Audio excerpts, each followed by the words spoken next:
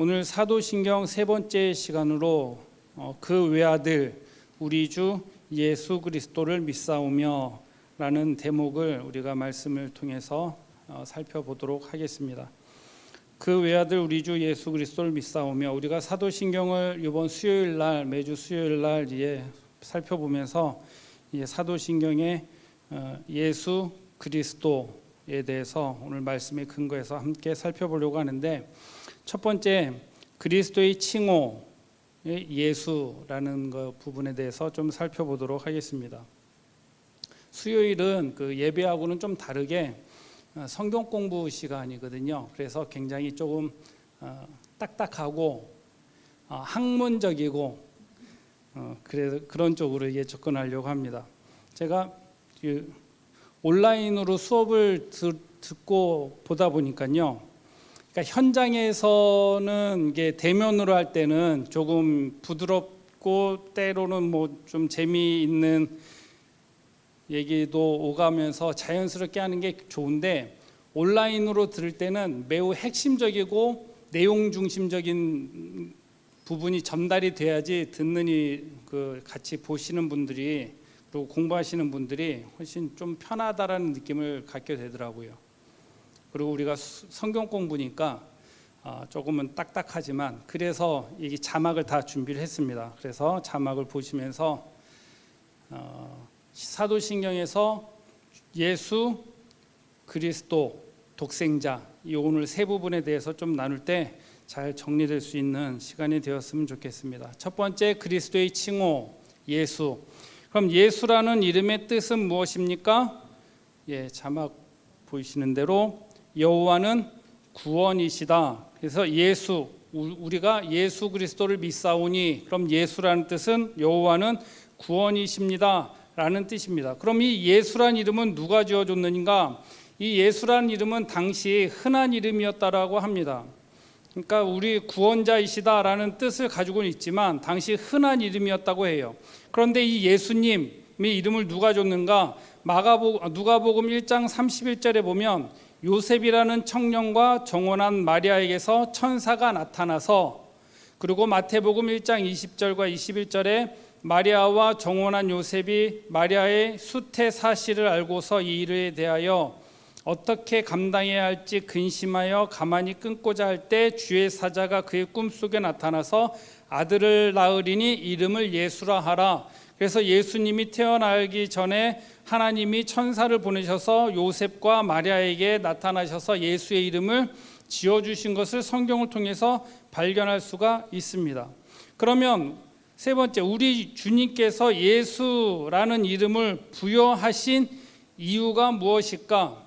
하나님께서 예수님에게 그 예수라는 이름, 우리에게 예수라는 이름을 부여하신 이유를 성경을 통해서 살펴보면 마태복음 1장 21절에 아들을 낳으리니 이름을 예수라 하라. 이는 그가 자기 백성을 저희 죄에서 구원할 자이심이니라. 그래서 예수는 구원자이심을 성경을 통해서 우리에게 말씀하고 있습니다.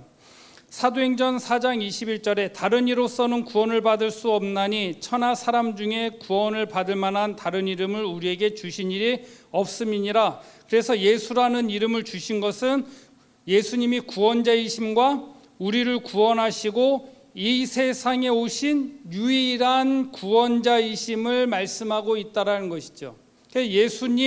예수라는 것은 예수님이 우리의 구원자이시고 예수님만이 구원을 허락하시고 예수님이 이 땅의 유일한 구원자이시다라고 고백하고 우리가 믿고 있는 것입니다. 예수님을 통해서 하나님 앞에 나아갈 수 있고 예수님을 통해서 구원받을 수 있다, 구원받는다라는 것을 우리가 성경을 통해서 발견할 수가 있습니다. 그러면 여기서 성경 마태복음 1장 21절에 아들을 낳으리니 그 이름을 예수라 하라. 이는 그가 자기 백성을 저희 죄에서 구원할 자이심이라. 그러면 그가 구원하실 자기 백성, 여기서 말하는 자기 백성은 무엇을 의미하는가? 예수님께서 죄로부터 구원해 주시는 모든 종류의 사람들이 다 여기에 속해 있다라는 거예요. 그래서 신학적인 측면에서 보면 이 부분에서도 갈리고 의견이 분분한 부분이 있는데, 우리가 정리해야 되는 것은 자기 백성은 예수님이, 하나님이 구원해 주시는 모든 종류의 사람들이 여기 다 포함되어 있다. 그러면 누구를 구원해 주시느냐? 우리는 몰라요. 우리는 모르는데, 그리고 본인 스스로도 모르지만 하나님께서 그를 위해서 구원할 계획을 가지고 계시고 구원하시는 그 모든 사람들을 예수님의 친백성이고 하나님의 백성이다라는 것이죠. 이것은 하나님의 백성이 누구냐라는 것을 우리 절대 알지 못해요. 그런데 제가 전에 그 어르신들 요양원에 한 달에 한 번씩 가서 같이 예배드리고 했던 적이 있었는데, 그때 가끔 요양원에서 연락이 와요. 좀 위급하신 어르신이 있는데 같이 와서 좀 기도 좀 부탁드려서 가면, 어르신 예수님 믿으시죠? 라면 눈 꽉 감고 입 딱 다물고 말씀 안 하시는 분들이 계세요. 또한 평생 누군가에 의해서 직접적으로 복음을 받아들이고 전해받고 하지 못하고 죽는 분 또한 많다라는 거예요. 제 개인적인 경험으로 좀 말씀드리면, 저희 큰어머니가 췌장암으로 돌아가셨는데, 저희 어머니가 부산에 있는 어떤 교회에 연락을 했대요. 어느 병원 몇 호실에 누가 췌장암 말기로 지금 이제 죽음을 앞두고 있으니까 거기 가서 복음을 좀 전해 주십시오. 연락을 했대요. 그런데 어떤 이유에서인지 모르겠는데 그것이 전달이 됐는지 안 됐는지 모르겠지만 결국에는 못 갔어요. 그리고 그냥 그렇게 돌아가셨어요. 그런 분들도 있더라는 거예요. 누군가는, 저희 장모님은 평생 교회 안 다니시다가 사위 잘 둬서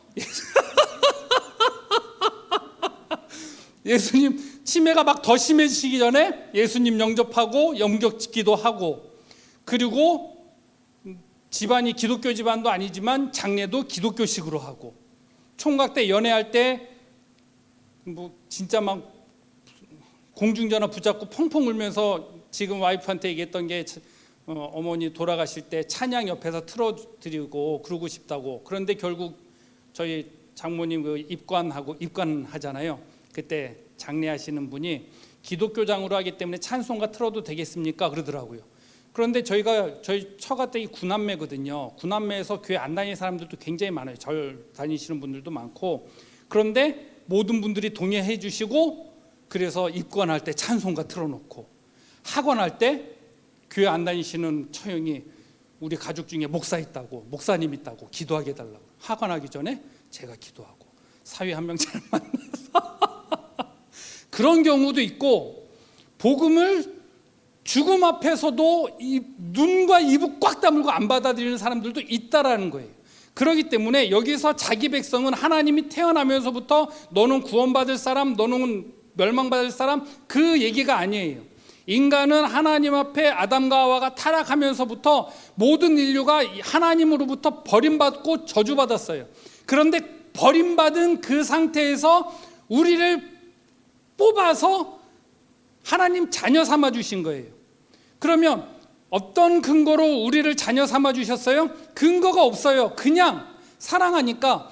하나님이 가지고 있던 거에서 나쁜 것을, 못되고 나쁜 것을 버리고 좋은 것만 가지고 너는 내 백성이다 라고 말씀하신 게 아니라, 다 버려진 인생과 저주받은 인생, 지옥 갈 인생에서 선택해서 구원해 주신 거예요. 그 선택된 자가 누구냐면 여기서 말하는 마태복음 1장 21절에 자기 백성이에요.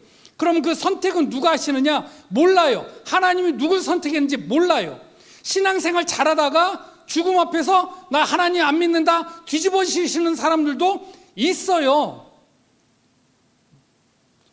그러니까 여기서 자기 백성은 하나님께서 구원하실 백성들, 구원하실 그 사람들, 누군지는 우리는 알지 못하지만 그 백성들을 위해서 예수님께서 이 땅에 오셨고 그를 위해서 죽으셨다는 거예요.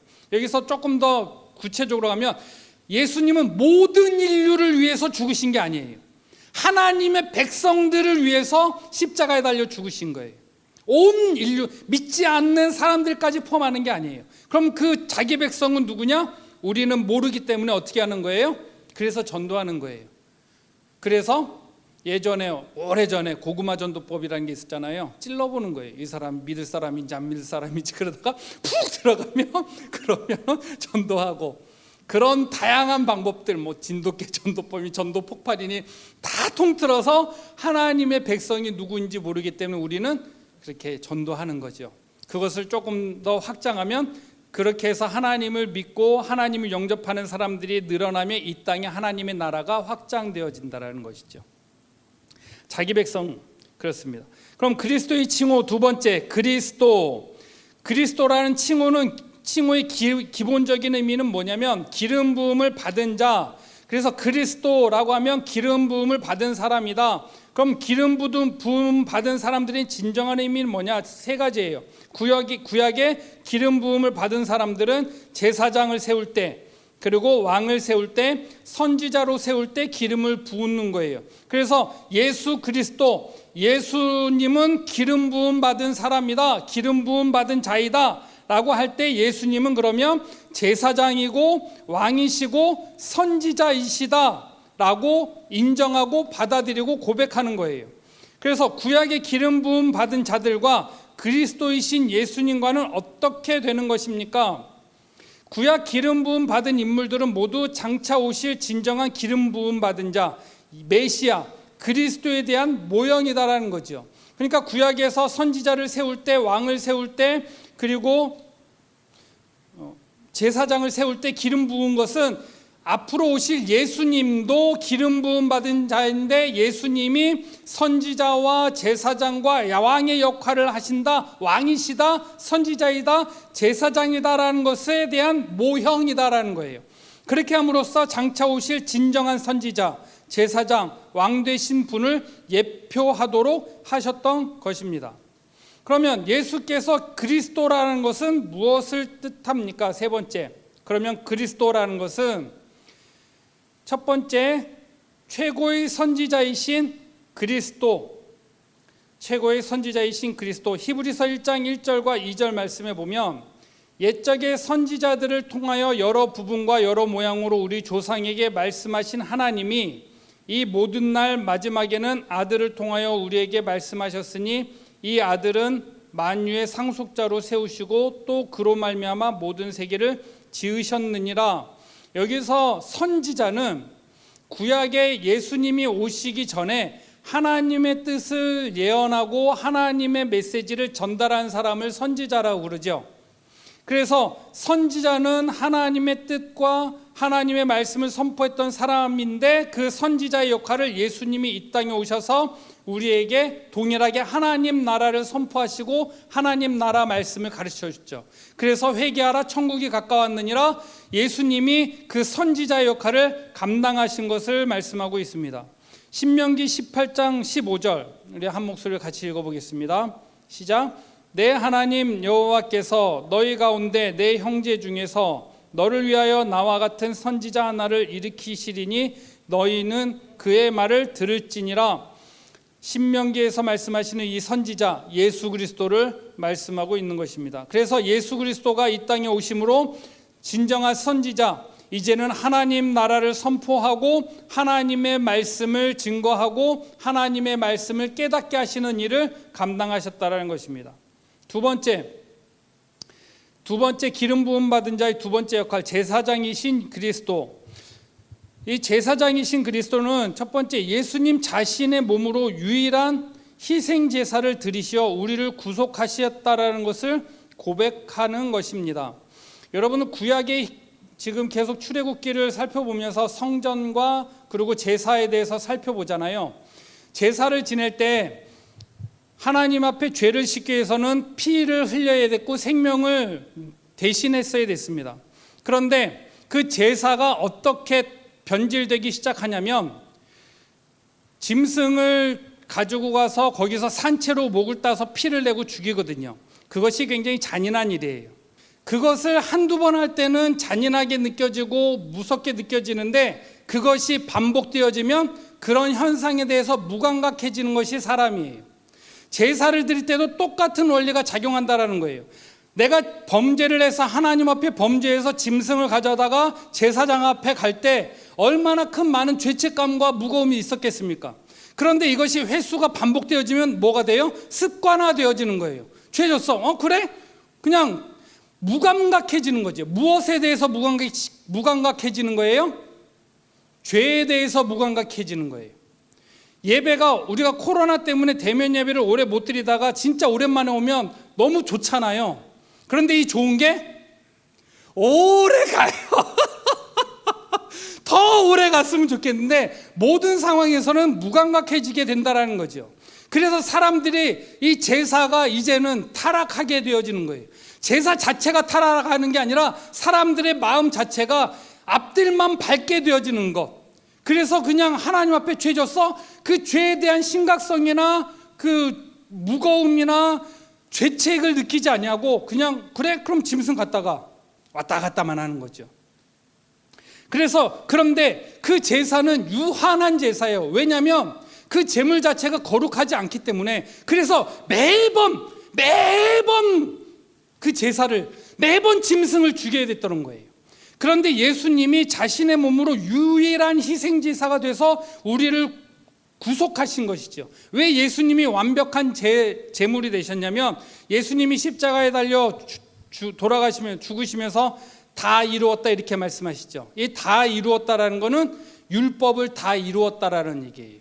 즉 예수님은 죽기 위해서 이 땅에 오셨으면 33년 동안 기다리실 필요가 없었어요. 그런데 33년까지의 기간을 채우신 이유는 율법의 완성을 하신 거예요. 율법을 몸소 다 완성하시고 완벽한 하나님의 아들이신 예수 그리스도가 그 스스로 자신의 몸이 완전하고 완벽한 희생제사가 돼서 죽으신 거예요. 모든 율법을 완벽하게 이루시고 완전한 제물이 되셔서 십자가에 달려 죽으시고 부활하심으로 이제는 죽음까지 이기신 거죠. 그래서 우리도 예수님을 믿으면 죽음에서 부활한 예수님처럼 부활하심을 바라보게 된다는 것입니다. 제사장이신 그리스도 유일한 희생제사를 드리시어 우리를 구속하셨다라는 것, 우리가 예수 그리스도를 믿사오니라는 고백의 이 그리스도의 의미가 여기 있는 것입니다. 두 번째는 뭐냐면 지금도 살아계셔서 하나님께 중보로 기도하신다라는 것을 선포합니다. 히브리서 7장 24절과 25절 말씀에 보면 예수는 영원히 계심으로 그 제사장 직분도 갈리지 아니하느니라. 그러므로 자기를 힘입어 하나님께 나아가는 자들은 온전히 구원하실 수 있으니 이는 그가 항상 계셔서 그들을 위하여 간구하심이라.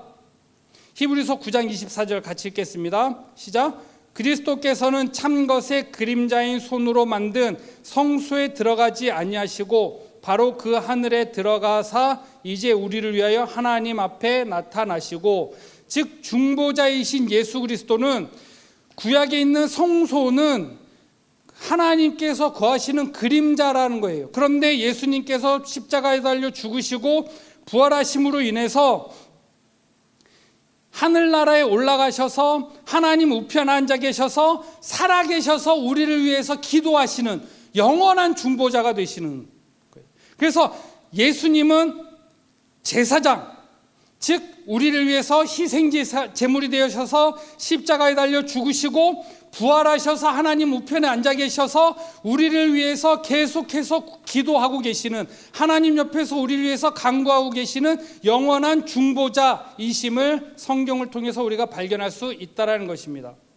세 번째, 왕이신 하나님, 왕이신 예수님은 우리를 다스리시고 통치하십니다. 어떤 방법으로 다스리십니까? 말씀과 성령으로 우리를 다스리세요.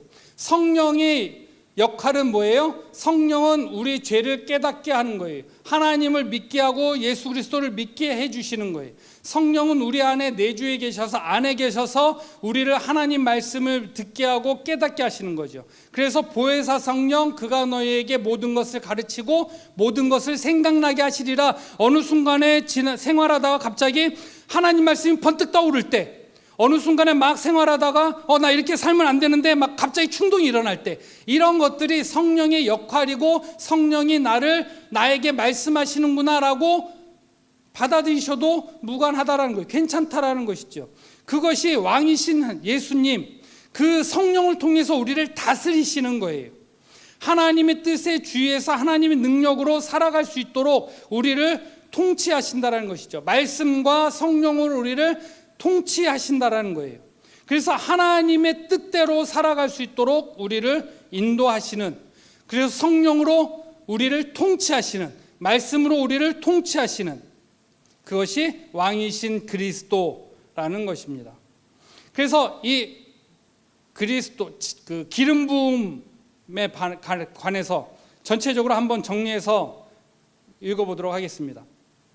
선지자와 그리고 제사장과 왕이신, 우리 함께 읽어보겠습니다. 시작. 예수님은 선지자로서 사람에게 하나님을 나타내고, 선지자로서 하나님에게 사람을 대표하고, 왕으로서 통치권을 행사하시고 사람의 본래적인 통치권을 회복시키신다. 그러므로 우리는 예수님에게서 배우고 예수님을 통해 거룩하게 되며 예수님의 다스림을 받아야 하고 그의 근거에서 세상에 대한 우리의 통치권을 행사해야 한다. 세상에 대한 우리의 통치권은 하나님 자녀로 살아가는 그 권세, 그리고 하나님께서 권세를 부여주신 위정자들의 권세에 대해서 인정하고 받아들이고 하나님 자녀로 살아가는 것을 의미합니다.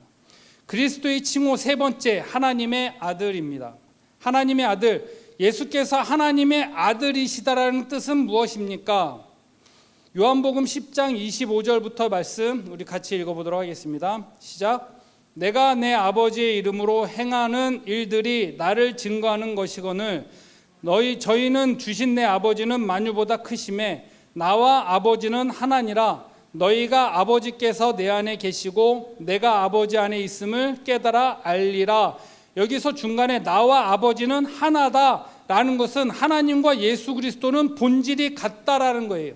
지난주에도 우리 수요일날 공부했고 지지난주에도 공부했던 것처럼 삼위일체, 삼위 본질이 같은 하나님에 대해서 말씀하고 있는 거예요. 나와 아버지는 하나다. 성부 하나님, 그러니까 아버지 하나님, 성자 예수님, 그것이 위치적으로 수직적인 관계가 아니라 본질적으로 능력과 권능과 영광이 동일한 삼위일체 하나님 되심을 말씀하고 있다라는 것이죠. 그러면 하나님의 독생자라는 말의 의미는 무엇입니까?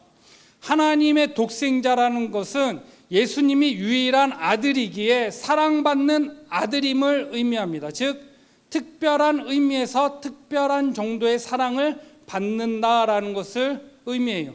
독생자 예수. 그래서 예수님이 세례 받으실 때 변화산에서 하늘로부터 음성이 내려오죠. 하나님이 말씀하시죠. 이것은 성부 하나님과 유일한 아들이셔서 그와 동일한 이가 없고, 그러니까 예수님과 동일한 사람이 없고 하나님을 완전히 계시할 수 있는, 하나님을 완전히 올바르게 온전하게 나타내고 설명하고 선지자의 역할을 감당할 수 있는 분은 오직 예수 그리스도라는 거예요. 그래서 독생자 아들, 여기서 아들이기 때문에 아들은 누구에게서 그 이단에서 그래서 얘기하잖아요. 하나님 어머니. 여기서 말하는 아들은 그 개념이 아니에요. 동일한 예수, 하나님과 아들 예수 그리스도는 동일하시고 본질이 같으시고 영광과 권능이 하나이신 독생하신 예수 그리스도를 의미합니다. 그럼 이제 마지막으로 그리스도의 칭호 주에 대해서 우리 살펴보도록 하겠습니다. 주님이란 칭호는 일반적인 의미로 구약 성경에 보면 다양한 신구약에 보면 다양하게 나타나는데, 먼저 유대인들이 빌라도를 부를 때, 그러니까 높은 사람을 부를 때, 높은 위치에 있는 사람을 부를 때 주님, 주라는 표현을 했습니다. 그리고 두 번째는 아브라함 아내 사라가 남편을 부를 때 주라는 표현을 사용했습니다. 또한 세 번째 주님이라는 일반적인 의미의 칭호는 선생님, 신약 성경의 선생님을 얘기할 때 주님이라는 표현을 했습니다. 그러면 예수님을 주님이라고 부를 때 그것의 가장 높은 의미는 무엇인가? 다른 일반적인 의미에서 주님이라는 의미와 예수님을 주님이라고 부르는 의미는 어떤 것이 다른가? 첫 번째, 제자들은 부활하신 예수님을 주와 그리스도라고 불렀습니다.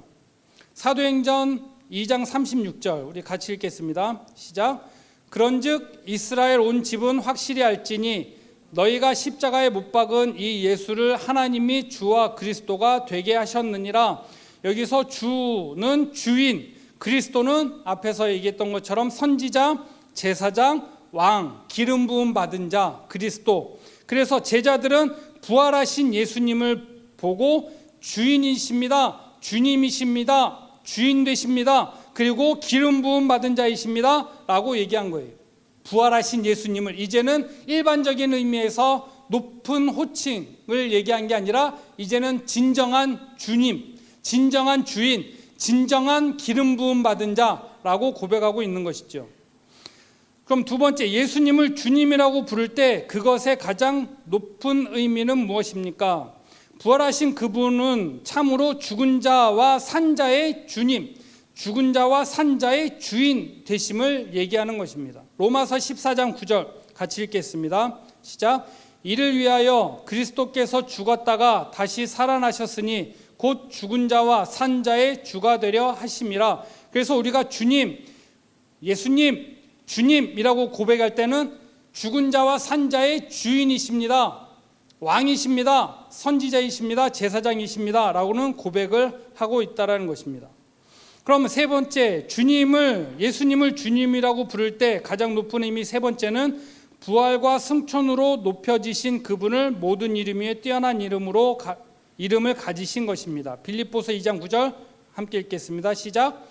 이러므로 하나님이 그를 지극히 높여 모든 이름 위에 뛰어난 이름을 주사라고 얘기하고 있습니다. 그래서 예수님을 주님이라고 부를 때 모든 이름 위에 뛰어난 이름, 부활하시고 승천하신 이 땅의 주인, 이 땅의 왕이라고 고백하는 것이 우리의 신앙 고백이에요. 그래서 우리가 사도신경에서 그 외아들 우리 주라고 할 때 이 고백을 산자와 죽은 자의 주인 되시며 모든 이름 위에 뛰어난 자이심을 우리가 고백하는 고백이 사도신경에 담겨져 있다라는 것입니다. 그러면 세 번째, 예수님을 주님이라고 부르는 것의 함의는 무엇입니까? 아니죠. 세 번째, 첫 번째, 예수님을 주님이라고 부르는 것의 함의는 무엇입니까? 예수님은 우리의 기도의 대상이 되십니다. 우리의 기도의 대상이 되시고, 두 번째, 우리의 믿음의 대상이 되어주십니다. 세 번째, 예수님을 주님이라고 부르는 것은 만왕의 왕, 만주의 주, 교회의 주님이십니다 라는 고백이, 그 의미가 담겨져 있다라는 것입니다.